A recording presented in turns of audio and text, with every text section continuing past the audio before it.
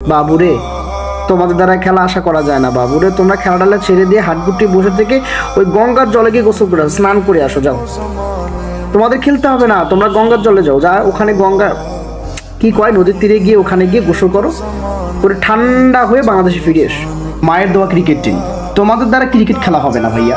আর ওপেনিংয়ে batsman নেবে যদি 31 বলে 29 রান করে, সেটা আবার T20-তে, তোমাদের দ্বারা কি খেলা আশা করা যায়? বাংলাদেশের সাধারণ মানুষ যে তোমাদের জন্য, তোমাদের খেলা দেখার জন্য অনেক আগ্রহ নিয়ে বসে থাকে, কি খেলা, কি খেলছো ভাইয়া, কি খেলছো?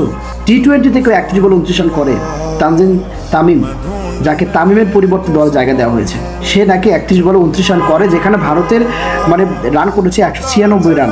196 রানের টার্গেটে সে খেলতে নেমেছে এবং সে খেলতে নেমে 31 বলে 29 রান করেছে। আর লিটন দাস, দাস রে, হাই রে দাস, তরুণী আর কি বলবো, তরুণী কিচ্ছু বলার নাই। বাংলাদেশের ওপেনিং ব্যাটসম্যানদের উপর মানে নির্ভরযোগ্য যদি না থাকে, নির্ভর করা যদি না যায়, তাহলে সেই দলটা কি করতে পারে? কিচ্ছু করার নাই, যেখানে দুর্নীতি দিয়ে ভরা। আজকে এই দুর্নীতির জন্য বাংলাদেশ টিমটা একদম নষ্ট হয়ে গেছে। যেখানে ভারতের 196 রান করতে হবে, সেখানে বাংলাদেশ মানে খেলা স্টার্ট করার পর থেকে দেখছি মানে মনে হচ্ছে টেস্ট খেলছে। আইরে মায়ের দল ক্রিকেট টিম, লিটন দাস, তানজিম তামিম, পুরো আশা ভরসাটাই শেষ হয়ে গেছে।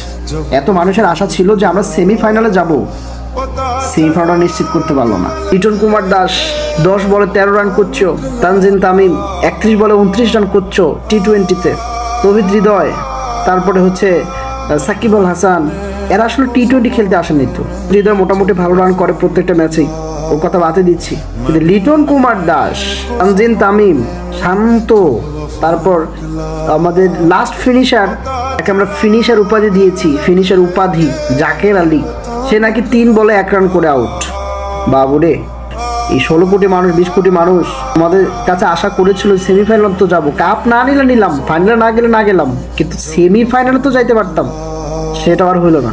তবে রিশাদ অনেক ভালো খেলেছে। রিশাদ হচ্ছে আসল প্লেয়ার T20-র জন্য, সে যে খেলাটা দেখিয়েছে বাবুরে।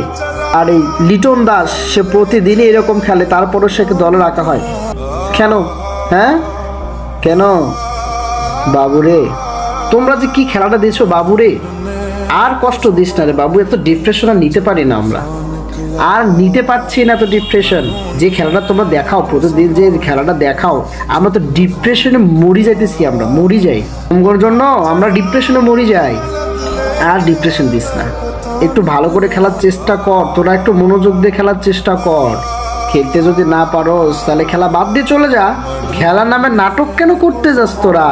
এমন নাটক করস মাঝে মাঝে, ডিপ্রেশনে এখন গলায় দড়ি দিয়ে আটকা তো পড়ে থাকি।